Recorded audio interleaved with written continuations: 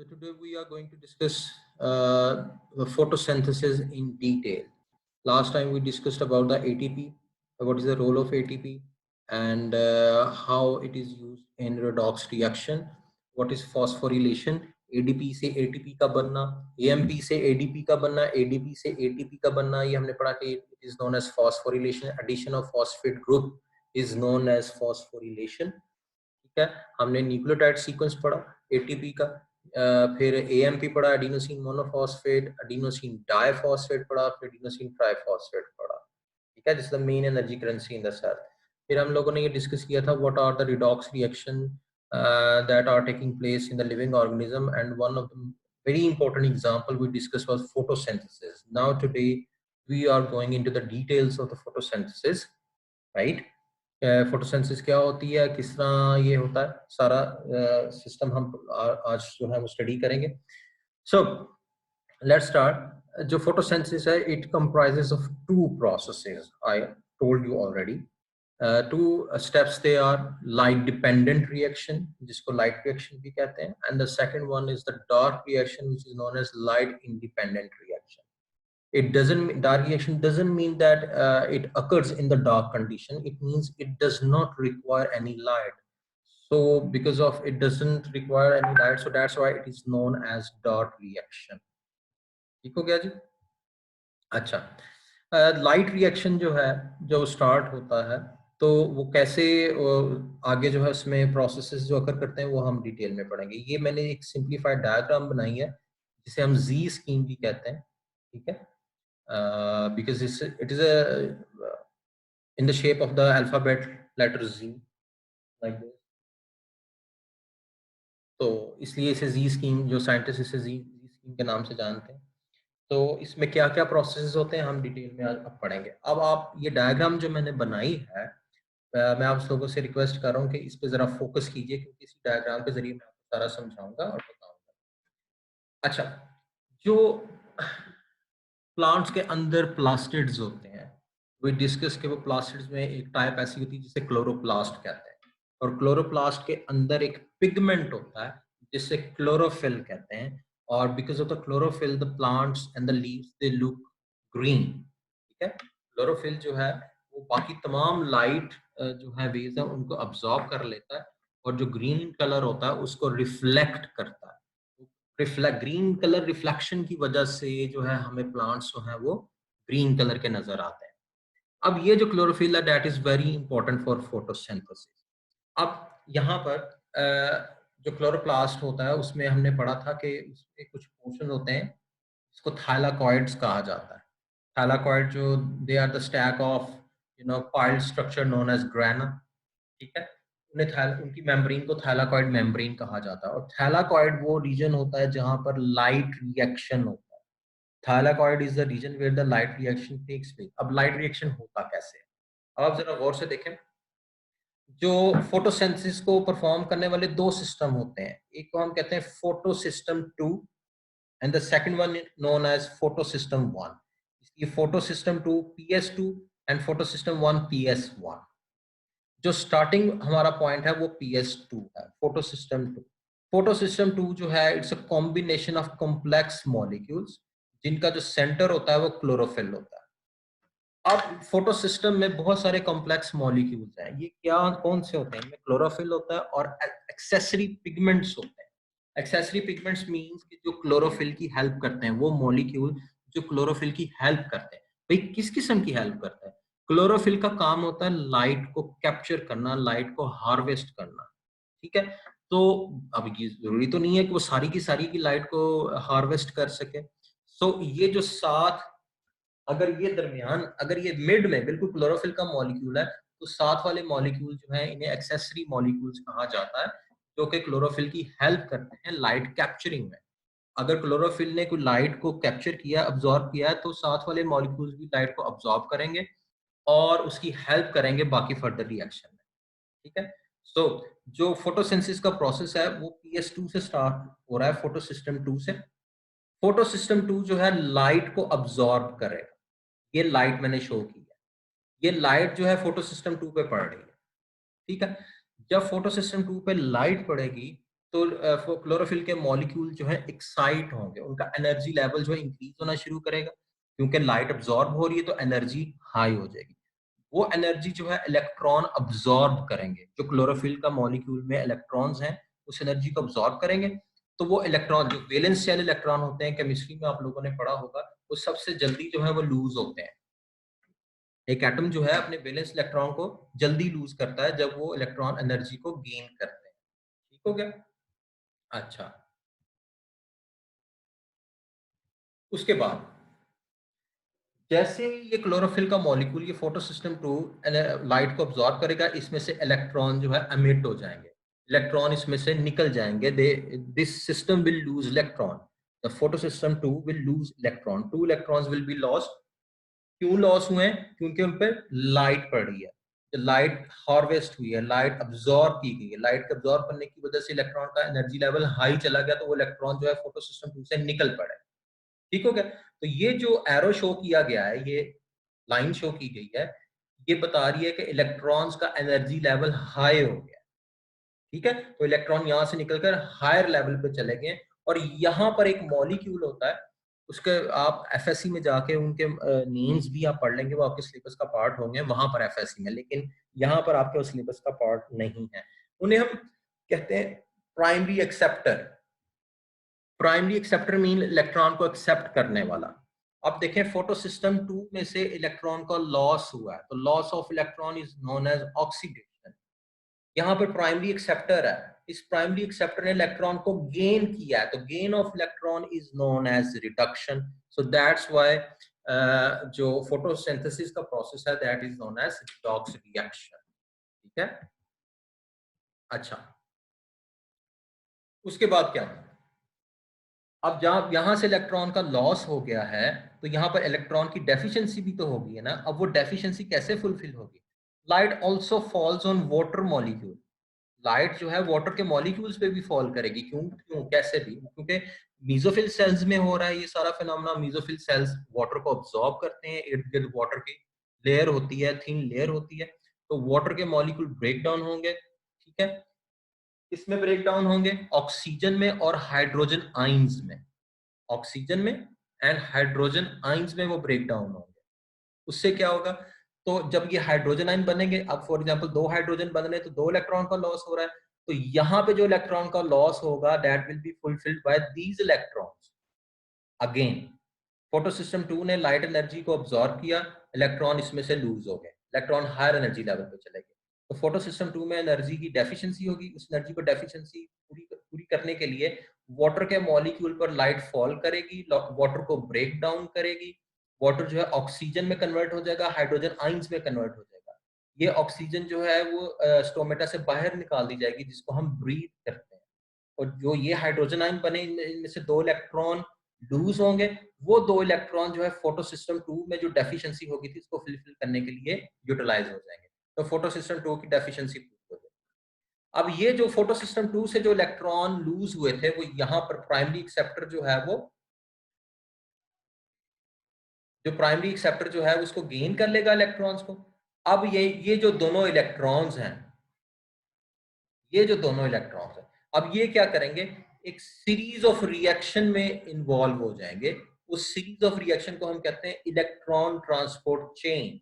ये ईटीसी मैंने लिखा है, this is known as electron transport chain. बेटे मैं आप लोगों से मेरी रिक्वेस्ट है कि आप लोग प्लीज अपनी अपनी वीडियोस जो है वो ऑफ रखिए, ताकि आपके नेट के कनेक्शन जो है स्टेबल रहे और आपको मेरी आवाज और वीडियो क्लियर आती रहे। आप लोग अपनी वीडियो ऑन मत कीजिए प्लीज।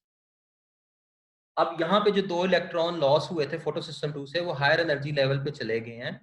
ठीक है? वो एक सीरीज ऑफ रिएक्शन में शामिल होंगे, उसको हम कहते हैं इलेक्ट्रॉन ट्रांसपोर्ट चेन। और जब ये इलेक्ट्रॉन ट्रांसपोर्ट चेन में एंटर हो जाएंगे इलेक्ट्रॉन, तो यहाँ पर ये वो प्रोसेस है जहां पर एडीपी यानी एडिनोसिन डाइफॉस्फेट जो है वो एटीपी एडिनोसिन ट्राइफॉस्फेट में कन्वर्ट हो जाएगी। वो एडीपी जो है फॉस्फेट ग्रुप के साथ अटैच हो जाएगी with the help of electrons, तो वो एडीपी जो है वो एटीपी में कन्वर्ट हो जाएगी। तो ये जो इलेक्ट्रॉन ट्रांसपोर्ट चेन वाला प्रोसेस है, ये सीरीज ऑफ रिएक्शन है, यहाँ पर जो है वो एडीपी एटीपी में कन्वर्ट होगी। हम कहते हैं कि ATP they are being synthesised. ओ भाई मार्किंग मैं आपको करवा देता हूँ, बुक में ये डायग्राम मौजूद है ना बेटे, ठीक है। अब ये जो इलेक्ट्रॉन यहाँ पे सीरीज में चलते आए थे, अब ये यहाँ पे देखिए उनका एनर्जी लेवल हाई है, तो यहाँ पर आते आते जो है वो इनका एनर्जी लेवल लो हो जाता है, ठीक है, यहाँ पर। लेकिन यहाँ पर पहुंचने से पहले पहले, यहाँ पर पहुंचने से पहले पहले ये जो फोटो सिस्टम 2 है, इस पर भी लाइट फॉल करेगी। जब फोटो सिस्टम 2 पे लाइट फॉल करेगी तो यहाँ से इलेक्ट्रॉन का लॉस होगा, वो इलेक्ट्रॉन जो है हायर एनर्जी स्टेट पे चले जाएंगे, ठीक है। हायर एनर्जी स्टेट पे जाने के बाद अब यहाँ पर इलेक्ट्रॉन की डेफिशिएंसी हो गई। अब ये जो इलेक्ट्रॉन्स हैं वो एक एनर्जी मॉलिक्यूल जो है NADP प्लस इसको NADPH में कन्वर्ट कर देंगे। ये जो हाइड्रोजन आयन यहाँ पे बने थे वो यहाँ पर आकर हाइड्रोजन आयन जो है NADP प्लस के साथ अटैच हो जाएंगे और NADPH में कन्वर्ट हो जाएगा। अब ये भी NADPH जो है ये एनर्जी रिच कंपाउंड। अब जब यहाँ पे लाइट एनर्जी जो है फॉल की है और यहाँ पर इलेक्ट्रॉन का लॉस हो गया, तो इस लॉस को कहाँ से पूरा किया जाएगा? तो ये जो इलेक्ट्रॉन जो है इलेक्ट्रॉन ट्रांसपोर्ट चेन से होते हुए आ रहे थे, तो ये वाले इलेक्ट्रॉन जो है इसके लॉस को फुलफिल कर देंगे और हमारे पास जो लाइट रिएक्शन की जो फाइनल प्रोडक्ट बनेगी वो ये एटीपी का मॉलिक्यूल, NADPH का मॉलिक्यूल और ये वाटर का ब्रेकडाउन, ठीक है। मैं दोबारा भी एक्सप्लेन कर देता हूँ and I am recording this video so that may help you जब आप बाद में भी इसको अंडरस्टैंड करना चाहें। सबसे पहले क्या हुआ जी? सबसे पहले ये फोटो सिस्टम 2 पर लाइट फॉल की, ठीक है। यहाँ पे इलेक्ट्रॉन ने एनर्जी को गेन किया और वो फोटो सिस्टम 2 से निकल गए और हायर लेवल पे चले गए, ठीक हो गया। अब ये जो इलेक्ट्रॉन्स हैं ये सीरीज ऑफ केमिकल रिएक्शन में इन्वॉल्व होंगे जिसे इलेक्ट्रॉन ट्रांसपोर्ट चेन कहते हैं, और ये जब इलेक्ट्रॉन यहाँ से गुजर रहे होंगे तो एडीपी को एटीपी में कन्वर्ट कर देंगे, तो हायर एनर्जी लेवल से लोअर एनर्जी लेवल में आ रहे हैं। अब यहाँ पर जो इलेक्ट्रॉन का लॉस हुआ है उसको फुलफिल करने के लिए यहाँ पे वाटर का ब्रेक डाउन होगा लाइट की प्रेजेंस में।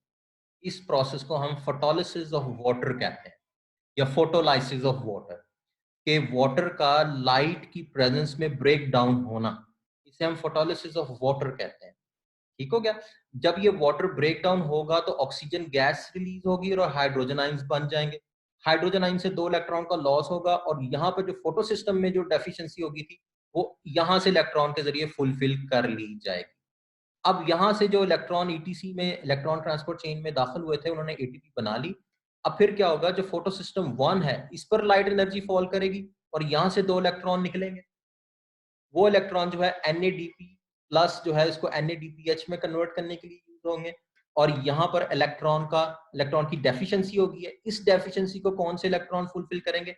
ये जो 2 इलेक्ट्रॉन जो है इलेक्ट्रॉन ट्रांसपोर्ट चेन से आ रहे थे, ये वाले इलेक्ट्रॉन इसकी डेफिशिएंसी को फुलफिल कर लेंगे और जो लाइट रिएक्शन की जो फाइनल प्रोडक्ट हमारे लिए बन रही है, प्लांट्स के लिए बल्कि बन रही है, वो एक तो ये NADPH है, ATP है और ये ऑक्सीजन गैस है।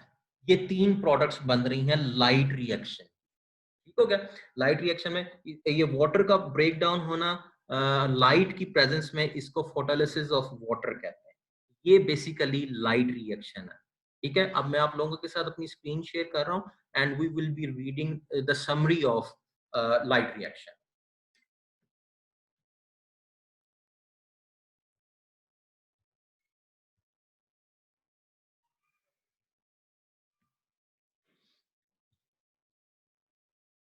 ये देखिए डायग्राम,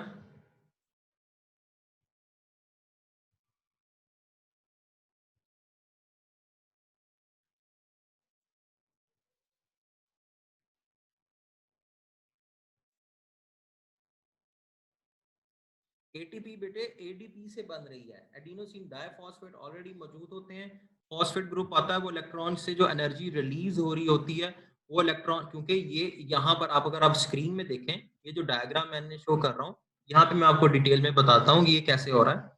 देखें यहाँ पर फोटोलिस, ये फोटॉन्स हैं, फोटॉन्स मीन लाइट, ये क्लोरोफिल मॉलिक्यूल्स पे फॉल कर रहे हैं, यहाँ से 2 इलेक्ट्रॉन का लॉस हो रहा है। वो 2 इलेक्ट्रॉन जो है यहाँ पे इलेक्ट्रॉन ट्रांसपोर्ट चेन में एंटर हो रहे हैं, क्योंकि जब इलेक्ट्रॉन हायर एनर्जी लेवल से लोअर एनर्जी लेवल में आएंगे तो एनर्जी को रिलीज करेंगे।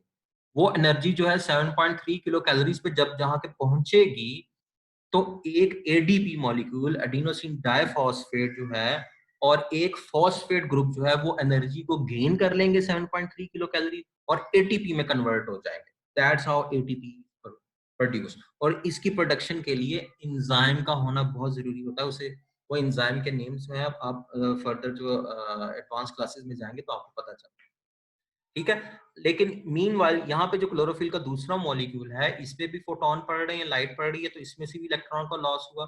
वो इलेक्ट्रॉन्स जो है NADP प्लस को NADPH में कन्वर्ट करने के लिए यूज हो रहे हैं। ये निकोटिनामाइड एडेनिन डाइफॉस्फेट इसे कहते हैं।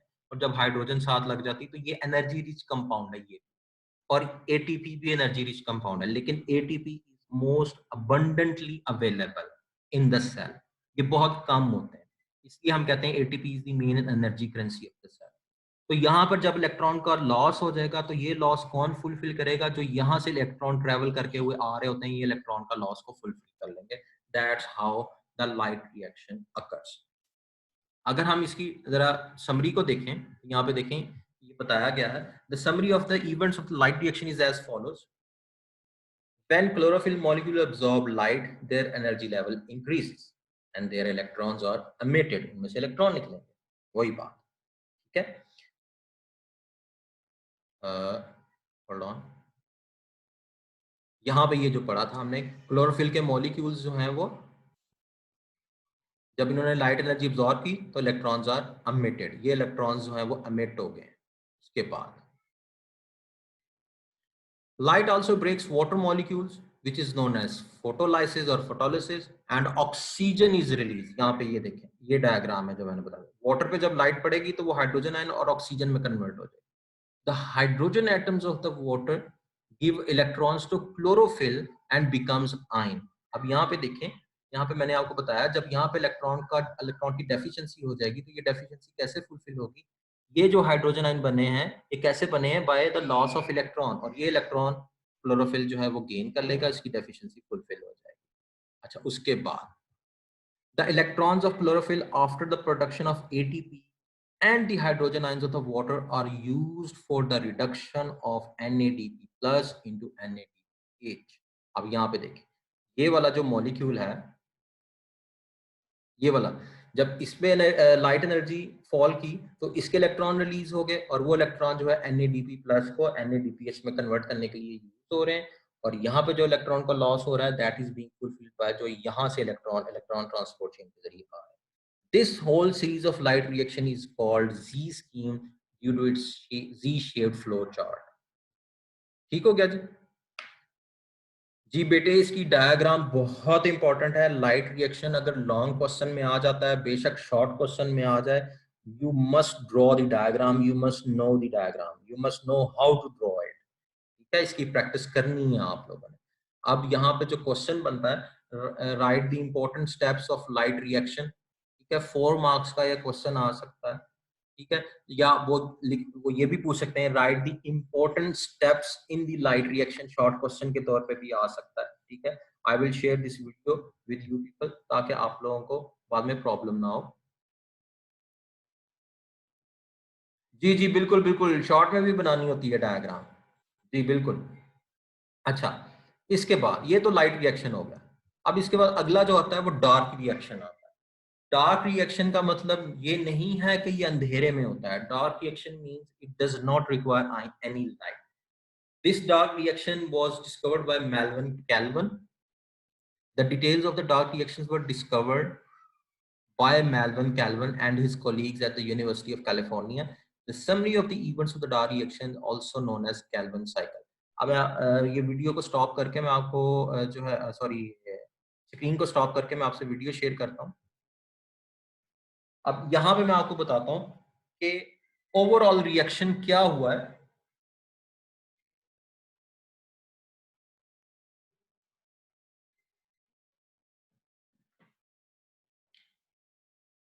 जो फोटोसिंथेसिस की जनरलाइज्ड इक्वेशन है वो आप लोगों को पता है।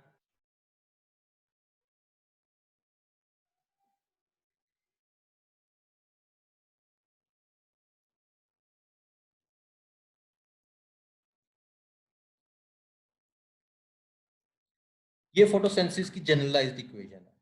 ठीक है, बैलेंस्ड है। ठीक हो गया? अब आप देखें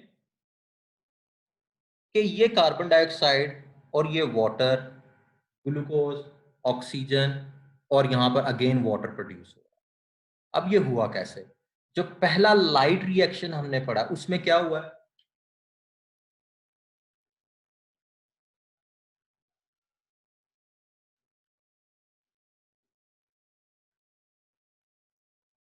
ये हुआ जी, इसे हमने कहा है फोटोलिसिस ऑफ वाटर। ठीक है, अब इसमें जो है क्या होगा, कार्बन डाइऑक्साइड यहां पर इन्वॉल्व नहीं है। कार्बन डाइऑक्साइड लाइट रिएक्शन में इसकी इन्वॉल्वमेंट नहीं है। कार्बन डाइऑक्साइड की इन्वॉल्वमेंट आती है डार्क रिएक्शन। ठीक है, तो डार्क रिएक्शन, ये जो हाइड्रोजन आयन यहाँ पे हाइड्रोजन एटम प्रोड्यूस भी हुए होते हैं, इनमें से कुछ हाइड्रोजन जो है वो NADPH बनाने के लिए इस्तेमाल हो जाते हैं। जो rest of the hydrogen atoms होते हैं वो कहाँ जाएंगे?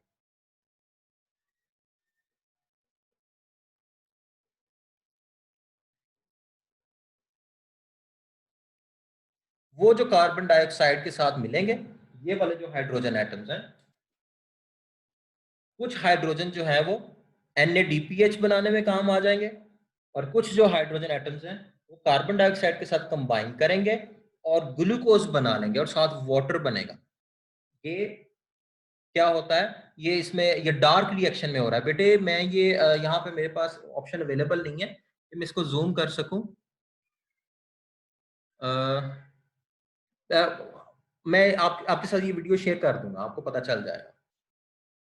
ठीक है, मैं आपको एक्सप्लेन कर देता हूँ। अब क्या हुआ है, लाइट रिएक्शन में फोटोलिसिस ऑफ वाटर हुई है, ऑक्सीजन गैस रिलीज हो गई है। ये वाली जो ऑक्सीजन है वो यही वाली ऑक्सीजन है। ठीक हो गया? अब ये जो हाइड्रोजन एटम प्रोड्यूस हुए इनमें से कुछ हाइड्रोजन एटम्स जो हैं वो अपने इलेक्ट्रॉन को लूज करेंगे और फोटो सिस्टम को इलेक्ट्रॉन की डेफिशिएंसी को फुलफिल कर देंगे, और कुछ हाइड्रोजन एटम जो हैं कार्बन डाइऑक्साइड के साथ कंबाइन करके ग्लूकोज बनाएंगे। ये वाला रिएक्शन डार्क रिएक्शन में हो रहा है, ये वाला रिएक्शन लाइट रिएक्शन में हो रहा है। This reaction does not require any light, that's why it is known as dark reaction. अब मैं आप लोगों के साथ अपनी स्क्रीन शेयर कर रहा हूं और हम इसके जो है वो डिटेल्स पढ़ते हैं। ओके जी, अब यहां पे देखें,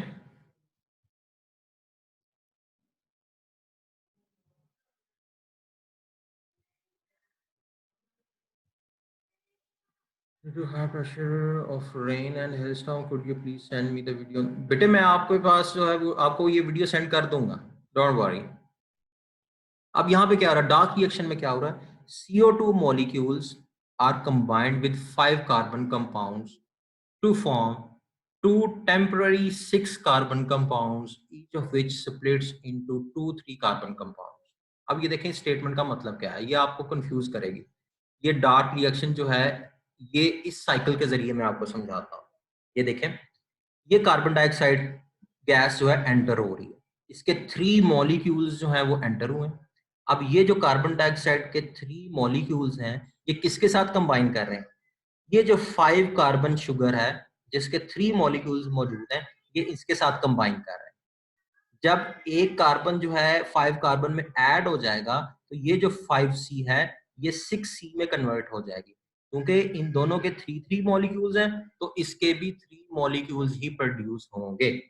अगेन मैं दोबारा बता रहा हूँ, कार्बन डाइऑक्साइड जब एंटर हुई इसके 3 मॉलिक्यूल्स थे और सेल के अंदर ऑलरेडी एक 5 कार्बन मॉलिक्यूल मौजूद था और इसके 3 मॉलिक्यूल्स यहाँ पर हैं। ठीक है, ये जो 3 मॉलिक्यूल्स ऑफ 5 कार्बन है ये 3 मॉलिक्यूल्स ऑफ कार्बन डाइऑक्साइड के साथ कंबाइन करेंगे तो 3 मॉलिक्यूल्स ऑफ 6 कार्बन कंपाउंड बने।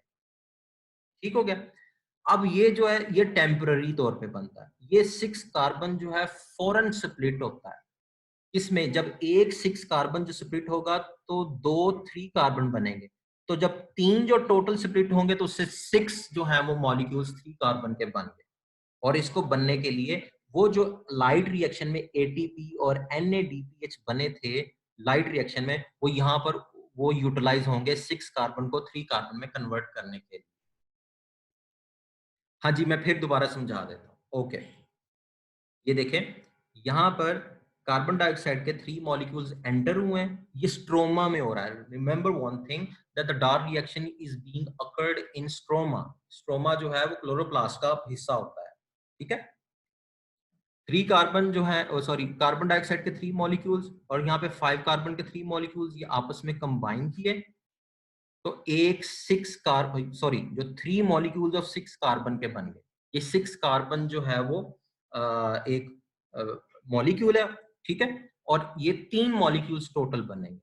अब ये एक 6 कार्बन जो है वो 2 मॉलिक्यूल्स में कन्वर्ट होगा और एक मॉलिक्यूल वो 3 कार्बन का होगा, ठीक हो गया। एक 6 कार्बन जब ब्रेक डाउन होगा तो वो 2 3 कार्बन बनेंगे। तो अगर 3 मॉलिक्यूल 6 कार्बन के ब्रेक डाउन होंगे तो वो 6 टोटल मॉलिक्यूल्स बनेंगे, जो कि एक मॉलिक्यूल 3 कार्बन का होगा। मैं फिर दोबारा बता रहा हूँ, यहाँ पर एक मॉलिक्यूल 6 कार्बन का है। इस एक मॉलिक्यूल जब टूटेगा तो उससे 2 3 कार्बन के मॉलिक्यूल बनेंगे। तो जब 6 कार्बन जो है वो ब्रेक डाउन होंगे तो 6 3 कार्बन मॉलिक्यूल बने। इनमें से इनको बनने के लिए जो लाइट रिएक्शन में एटीपी और एनएडीपीएच बने थे वो यहां पर उनकी एनर्जी यूटिलाइज होगी और 6 कार्बन जो है वो 3 कार्बन में कन्वर्ट हो जाएगी। अब इनमें से जो है एक जो है इस 3, ये जो 6 मॉलिक्यूल्स टोटल बने हैं इनमें से एक 3 कार्बन सेपरेट होगी और वो 3 कार्बन जो है वो ग्लूकोज में कन्वर्ट हो जाएगी और बाकी जो 5 कार्बन है, जो 5 मॉलिक्यूल्स है वो यहां पर आ जाएंगे। ये जो 5 मॉलिक्यूल है 3 कार्बन की, ये कन्वर्ट हो जाएंगे 3 इंटू 5 कार्बन। ये जो 5 इंटू 3 कार्बन था ये 3 इंटू 5 कार्बन में, यानी 3 कार्बन जो है 5 कार्बन में कन्वर्ट हो जाएंगे और ये दोबारा कार्बन डाइऑक्साइड के साथ मिलेंगे और ये जिस तरह होल साइकिल जो है वो कंटिन्यू हो जाएगा। ये डार्क रिएक्शन कहलाता है, ठीक है। और इस डार्क रिएक्शन के नतीजे में ही ग्लूकोज बन रही है, ठीक है। अब हम इसकी रीडिंग कर लेते हैं। क्या हो रहा है जी के, ये देखें, carbon dioxide molecules are combined with 5 carbon compounds to form 2 temporary 6 carbon compounds. Each 6 carbon splits into 2 3 carbon compounds. एक 6 कार्बन जो है वो 2 जो है 3 कार्बन में कन्वर्ट हो रहा है। The 3 carbon compounds are reduced to 3 carbon carbohydrates by using ATP, ठीक है, एंड हाइड्रोजन फ्रॉम NADPH। ये ATP और NADPH जो है वो लाइट रिएक्शन में बने थे। The 3 carbon carbohydrates are used to manufacture glucose. अब ये जो 3 कार्बन है ग्लूकोज को मैन्युफैक्चर करने के लिए इस्तेमाल हो रही है। The 3 carbon carbohydrates are also used to regenerate the original 5 carbon compounds. ये जो हमने पढ़ा कि ये जो 3 कार्बन जो है ये दोबारा जो है वो 5 कार्बन को बनाने के लिए इस्तेमाल हो रही है और ये 5 कार्बन दोबारा कार्बन डाइऑक्साइड के साथ कंबाइन करेंगे और ये साइकिल इस तरह कंटिन्यू स्टार्ट हो जाएगा, ठीक हो गया। चलता रहेगा जब तक लाइट अवेलेबल है प्लांट्स में। This step also utilises ATP. इस स्टेप में भी एटीपी यूटिलाइज हो, ठीक हो गया ना। ये तो थे लाइट रिएक्शन और डार्क रिएक्शन। अब क्वेश्चन क्या आता होता है, क्वेश्चन इस पे आता था, right a detailed note on photosynthesis. तो आपने फोटोसिंथेसिस का पहले थोड़ा सा ब्रीफ इंट्रो देना है कि फोटोसिंथेसिस होती क्या है, उसकी इक्वेशन देनी है, बुक में दी गई है।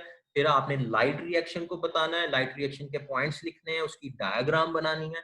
फिर आपने डार्क रिएक्शन पे आना है, डार्क रिएक्शन क्या होता है, कहाँ होता है, ये बताने के बाद आपने डार्क रिएक्शन की ये डायग्राम बनानी है और ये समरी भी आपने लिखनी है। तो ये टोटल आपका जो है वो 5 मार्क का क्वेश्चन बन सकता है, ठीक हो गया। ये write a detailed note on photosynthesis as far as long question is concern. आपको शॉर्ट क्वेश्चन में आ सकता है write down the important steps in the dark reaction, और शॉर्ट क्वेश्चन ये भी आ सकता है write down the important steps of light reaction, ठीक हो गया। यहाँ पे बड़ी हैवी रेनफॉल हो रही है, लाइट किसी भी वक्त जा सकती है, ठीक है। तो हम लोग ये आगे स्टडी कर लेते हैं जरा।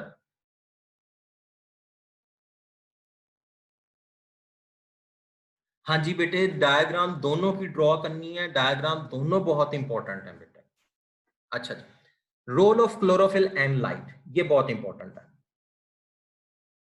Sunlight energy is absorb by chlorophyll, chlorophyll ने सनलाइट को अब्सॉर्ब करना है, it is then converted into chemical energy, ठीक है। अभी हमने लाइट रिएक्शन में पढ़ा कि इलेक्ट्रॉन जब लूज होते हैं, नहीं बेटे, you do not need to rejoin.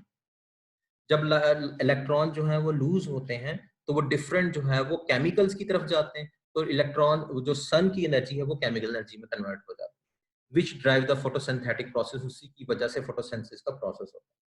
Only about 1% of light falling on the leaf surface is absorbed and the rest is reflected और ट्रांसमिटेड। जितनी भी लाइट एक लीफ की सरफेस पे पड़ती है उसका 1% ही अब्सॉर्ब होती है, बाकी सारी की सारी रिफ्लेक्ट हो जाती है। The light rays of different wavelengths are not only differently absorbed by the photosensitive pigment but are also differently effective in photosynthesis। इस स्टेटमेंट का क्या मतलब है कि फोटोसिंथेसिस को होने के लिए एक स्पेसिफिक वेवलेंथ ऑफ लाइट चाहिए, वो specific wavelength of light available होगी तो फोटोसिंथेसिस होगी, ठीक है। तो अल्लाह ताला ने इस चीज को पूरा करने के लिए क्लोरोफिल के साथ जो है एक्सेसरी मॉलिक्यूल्स भी दिए हुए हैं, कि अकेला क्लोरोफिल ही नहीं है, उसके साथ एक्सेसरी पिगमेंट मॉलिक्यूल है, एंटीना मॉलिक्यूल्स भी कहा जाता है। वो भी जो है लाइट को ऑब्जॉर्ब करते हैं और एनर्जी जो है क्लोरोफिल को देते रहते हैं साथ साथ। तो इसलिए उन्होंने बताया है कि क्लोरोफिल और फोटोसिंथेसिस का प्रोसेस होने के लिए डिफरेंट वेवलेंथ्स चाहिए। वो डिफरेंट वेवलेंथ्स जो है वो दो हैं बेसिकली, ठीक है, red light and blue light. 700 nanometre और 680 नैनोमीटर आपके सिलेबस का पार्ट नहीं है, लेकिन आप यू मस्ट नो। लेकिन ब्लू और red light, the blue and the red lights carry out more photosynthesis, इन्हीं की वजह से ज्यादा फोटोसिंथेसिस होती है, ग्रीन लाइट की वजह से फोटोसिंथेसिस नहीं। अच्छा जी, यहाँ पे देखें, photosynthetic pigments are organized in the form of clusters called photosystems। ये देखें, ये डायग्राम देखें, ये जितने भी फोटो क्लोरोफिल के मॉलिक्यूल्स हैं वो क्लस्टर में ज्वाइन हुए होते हैं। उन क्लस्टर्स को हम क्या कहते हैं? फोटोसिस्टम कहते हैं। ये एक फोटोसिस्टम है जिसे मैंने PS2 कहा था, यानी फोटोसिस्टम 2, और ये फोटोसिस्टम 1। अच्छा, इन थैलाकोइड membranes of chloroplast, chlorophyll A, यानी क्लोरोफिल ए की, ये क्लोरोफिल की टाइप है, chlorophyll A is the main photosynthetic pigment. Others are called accessory pigments and include chlorophyll B and carotenoids। ये क्लोरोफिल बी और कैरोटीनॉइड्स क्या है? एक्सेसरी पिगमेंट्स हैं जो क्लोरोफिल ए की हेल्प करते हैं फोटोसिंथेसिस कैरी आउट करने में। Chlorophylls absorb mainly blue and red lights. Some wavelengths not absorbed by the chlorophyll A are very effectively absorbed by accessory pigments and vice versa।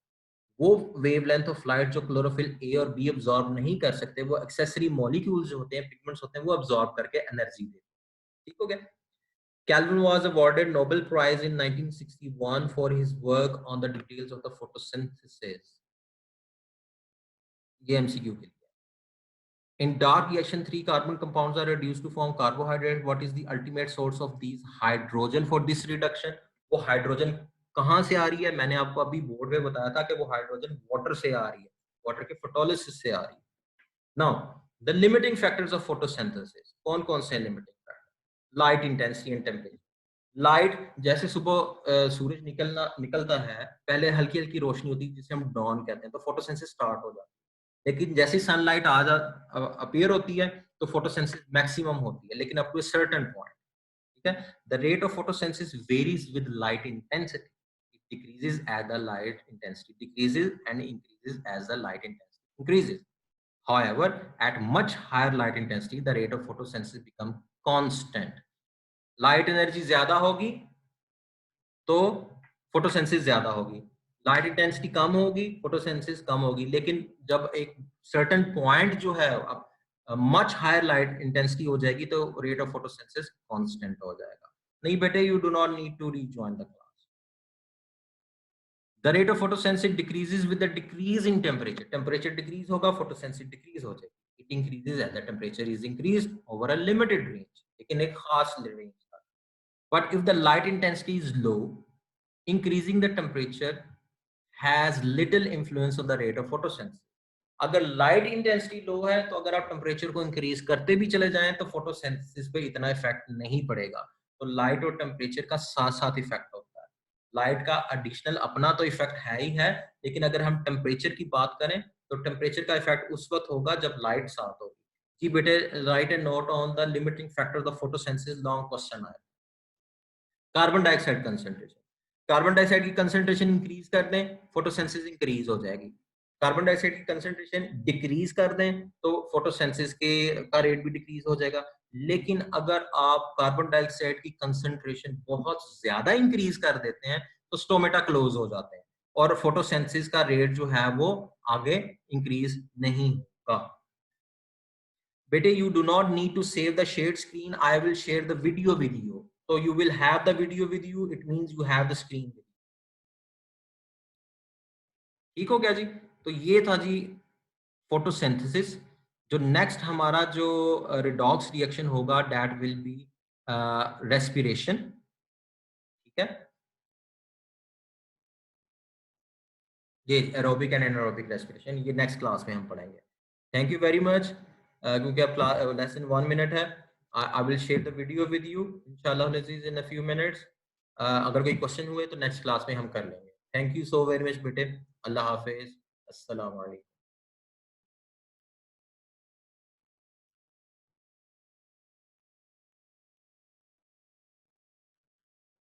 Ji thank you. I am enjoying the rain.